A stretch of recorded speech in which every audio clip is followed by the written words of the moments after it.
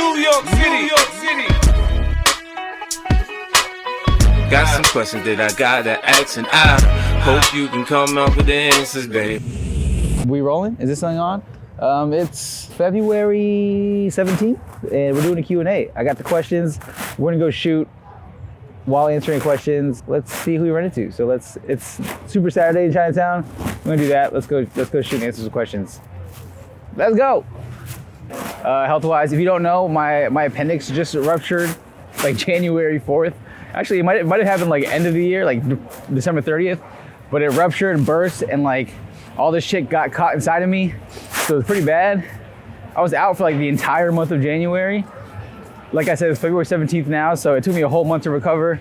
I'm feeling great, thanks for asking. I just went on a trip to San Francisco from like February 6th to the 13th. And bro, if you would have asked me 10 days before I left for that trip, I wouldn't have been able to go.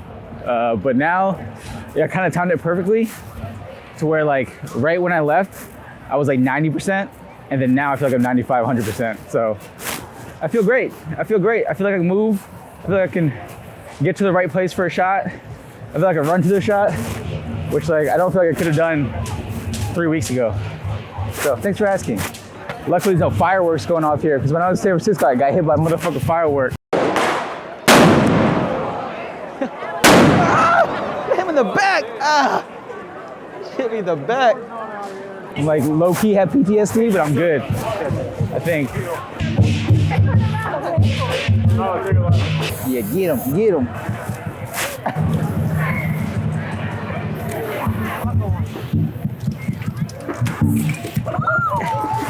I got hit.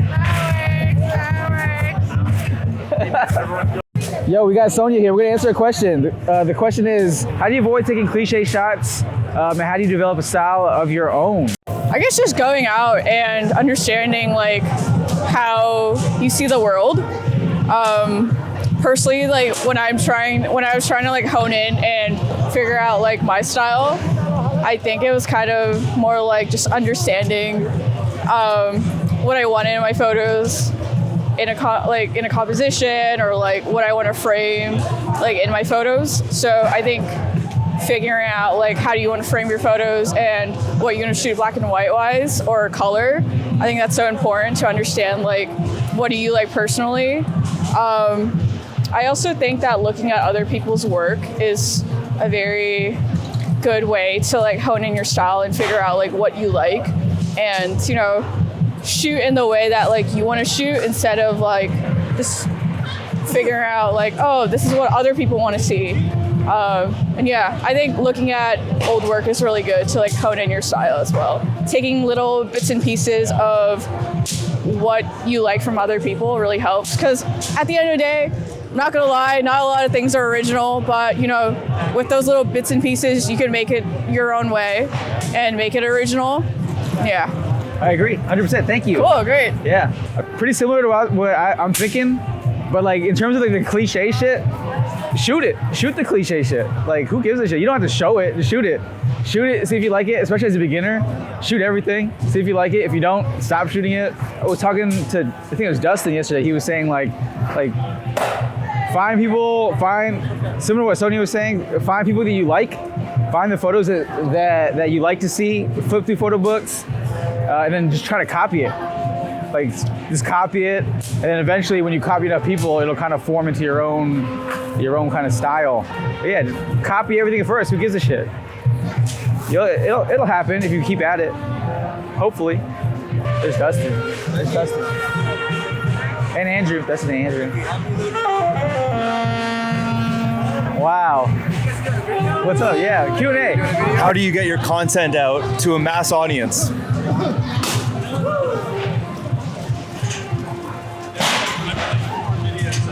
It depends. You don't. You put it out for one person first, and then that person turns into two, and then that person will maybe turn into 3 people, and it just takes time. And then even when you get to a big following, I still feel like whatever mass audience is subjective, because it could always be bigger and you'll never be happy. So Just put photos out and, I don't know, be happy with the audience that you have. I agree. I agree with that answer. You know, there's no like, well, actually, you could go viral. You could, and right off the bat, you could go viral. Yeah, you could but then, go viral. But then keeping up with that, I mean, how many viral people that you know in any realm continue that? Just chip at it. If that's a goal of yours, that's fine. To like get your content to more people, that's fine. But like chip away. Don't take big steps. Baby steps. Yeah. 1, 2, You know? 3, 5, 7, 9, 11, Yep. 13. Yeah, and just counting abilities. Exactly. 17. Exactly. Yeah. This question is, what's the most overhyped spot to shoot? Washington Square Park. Oh, there's a lot of photographers and a lot of people really wanting to be photographed. So usually, I'm not usually excited to look at those photographs. There's always the outlier, and there's some good stuff here and there, but probably overhyped. That's my spot. Yeah. Top that. I was gonna say the same thing. A lot of people want me to say Midtown, but I feel like Midtown is properly rated. Yeah. Like the people, the things that can happen. There's a lot of photographers, but there's also a lot of places to go in Midtown. So you can spread out. You don't have to go to 42nd and 5th. You can go other places. So I feel like Midtown is properly rated. I feel like there are places that are underrated, like Upper West Side maybe underrated, like 72nd in Amsterdam, 86 in Lexington. I gotta answer this question before the music gets here, but I think Washington Square Park's the right answer, especially starting out. I was right. I can like get a reflection in your camera of me. Whoa, shit! Hold up.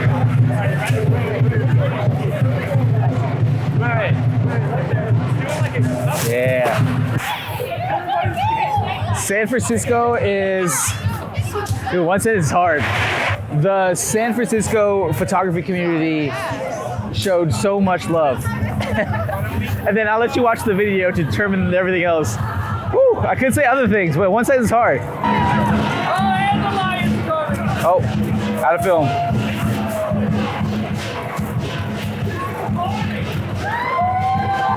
Familia, this is my sister. I'm like, his location's here. Oh, you have food? No. You have food? How did you gain the confidence to shoot videos and be in front of the camera? Well, I think it's like public speaking. Like it's not like a natural thing for people to do, but the more you do it, the more you kind of get comfortable with it, especially in public. It's weird to do in public. Like people just like look at you, but you just gotta like that person just looked at us doing this. Like I don't know that person. I'm never gonna see that person ever again. Who gives a shit? Like nobody like they'll think about you maybe for like 2 or 3 minutes max, but like he'll look at me but then forget about me in 15 minutes, 10 minutes, 5 minutes. He's nobody. Well, he might be somebody, but like to me, this another person. You just gotta fucking do it. And the more you do it, the better you'll get. The less fucks you'll give. Pay attention next time. Give away in your shot. And then that's it. What do you normally order at a coffee shop? Let's go find out. Hello, can I have espresso, please? Oh, also, I'll do the triple chocolate croissant. What's your go-to karaoke song? Anything by Slipknot. Wow. I'm sure. Always by Bon Jovi. Now when they see us in the street, that one. What song is that? I don't know. I've been searching for it, honestly. What's the one? Oh, we're halfway there. Is that what your answer? Not my answer. What's my answer? Living on a prayer. Living on a prayer. Canadians love Bon Jovi. Yeah. Mine's Whitney Houston, I Have Nothing. Cue the music. I have nothing. Aww. Pizza. This is a cheese pizza. This is Dustin Roderick. When seeing other people's work, do you feel inspired or do you feel worse about your own work? Depends on how good the work is. Worse. Better every time. Better every time. Yeah, I don't Definitely feel inspired. Feel inspired? Yeah, depending on what it is. If it has nothing to do with street photography, sometimes it's really inspiring, you know? Not too inspired by other standard street photography, though. I feel like it's a bad trait to have. If you feel bad about yourself because someone else has good photo, it's a photo, you know? The internet and like social media makes the world seem a lot smaller, and like where could you go that no one's gone before? Yeah. Well, everything's been done. Yeah. But you could do better. Maybe. Have fun doing it, even if it's worse. That's the important part. Yeah, you gotta have fun. Yo, we got Dani. Dani's gonna answer a question. All right, Dani, here's the question. Are there too many street photographers? Oh, I feel like that's a hot question. I think right now it's definitely oversaturated. There are a lot of people who are claiming that they're street photographers, but they don't understand or know the background of the genre. And they're just tagging their stuff as street photography, but it's not, in my opinion, what I would describe as a street photograph. And that's a whole different discussion because we could get into the nitty-gritty about what is and isn't street photography. But in terms of just like the number of people out you see shooting, like we were just in Chinatown, there's like a photographer for every person there. Like if everyone was a street photographer, is there too many people out here doing street photography? I definitely think in New York City it's become over concentrated, and there are definitely a lot of people that are out shooting and calling themselves street photographers. And I know a lot of people, I've met a lot of people just by running into people asking about gear, especially the disposables, so that's helped. But yeah, I do think that there's a lot more people visible outside taking photos now than compared to even like 10 years ago when I was taking photos. Sure, yeah. I think the question too many is kind of like a bit much, because it's like everybody does this as a hobby, right? Think about how people play soccer. Are there too many soccer players? Like, just do it. If you enjoy playing soccer, play fucking soccer. If you enjoy taking pictures in the street, then take fucking pictures in the street. We're here waiting for the Stalin Ferry. This may or may not be the second day in a row that we've been on this. How do you get out of the creativity rut? Just like anything in life, Mariano. you just got to push yourself to get out of it. And, you know, the days that you feel kind of down, lost, or, you know, not creative, you just got to get up and go and keep doing it until you get out of it. You know, you go through phases where like you feel that you're not achieving anything, or like that you're not doing anything right, but you just got to keep shooting until you get out of it. I feel like that's the best advice. Or you could just like take a little break and then go back to it. You know, there's no right way to do it. Just do it, you know, whatever you feel is right for you, just do it that way, I think. Yeah. I think we're moving. I think the answer is self-awareness, because you can, one way might work for you, the other way might not work for you. Yeah. Like for me personally, I tend to push through more often than like step away. But like you can step away and that'll be fine. Yeah. Step away, look at a photo book. Yeah. Or just completely detach yourself. Yeah, exactly. You just got to know what works, or just try different things. If one doesn't work, you do another thing. Yeah, I mean, I've pushed through and I've stopped. I mean, I'm just getting back into it like after 3 months, and now I'm like back out again shooting, and it's just something that you got to do. You got to push through, or you take a break, and you know, whatever works for you, just do that. Oh yeah. While the ferry is in operation, as well as donning instructions plainly posted and located throughout the ferry in case their use is required. In case of an emergency, you will receive instructions over the public address system or by crew members directing your actions. At no time are you allowed to leave any personal belongings unattended on the ferry. Thank you for riding the Staten Island Ferry. All right, we got Ben here from Gelatin. Yo, this is the second day of this video. We ended yesterday on the ferry, and today we're back in Chinatown.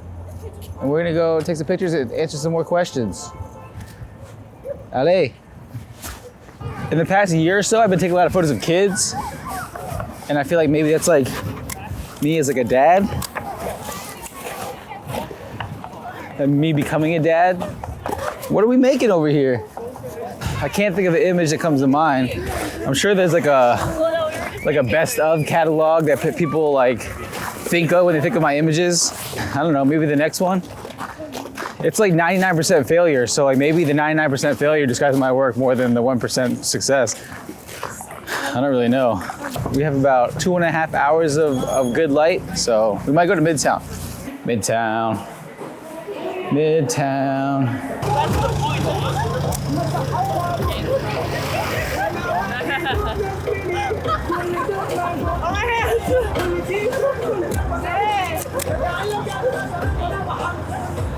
Yes, actually.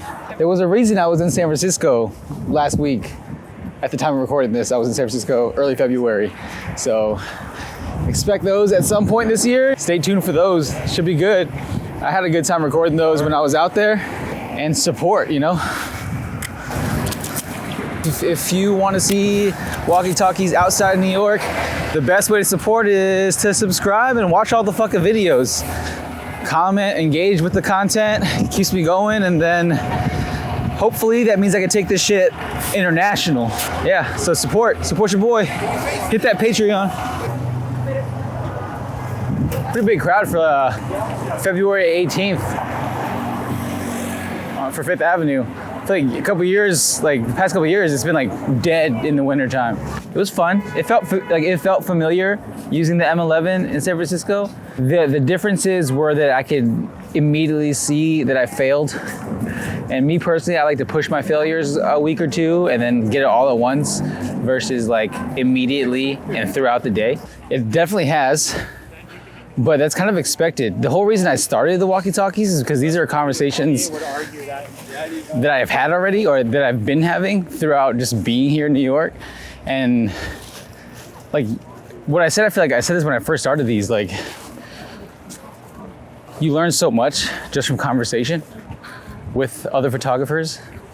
And these have kind of opened up doors to have conversations with other photographers that I may not have had previously.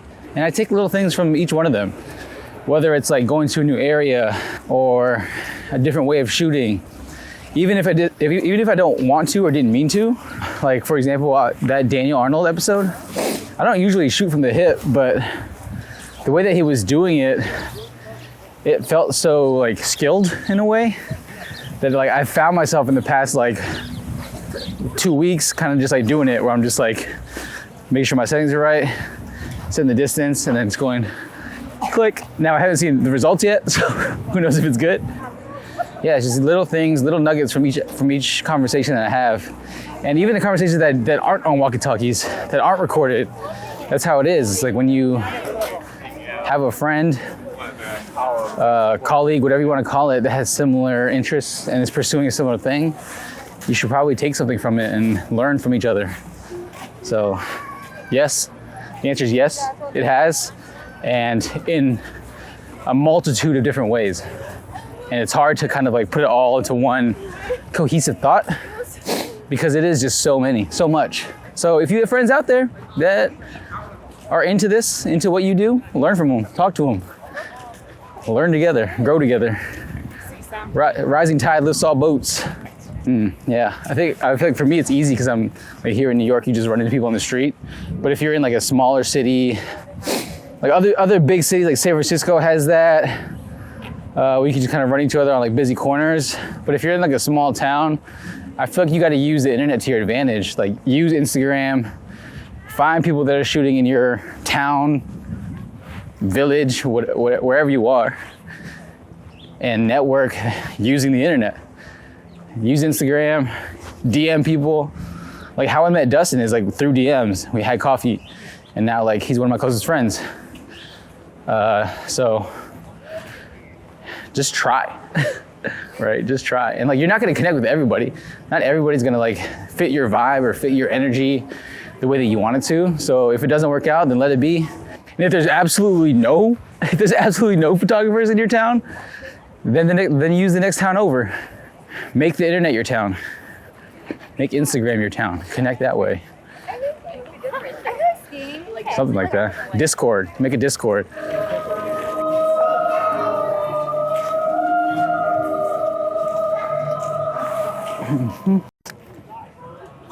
Birdie.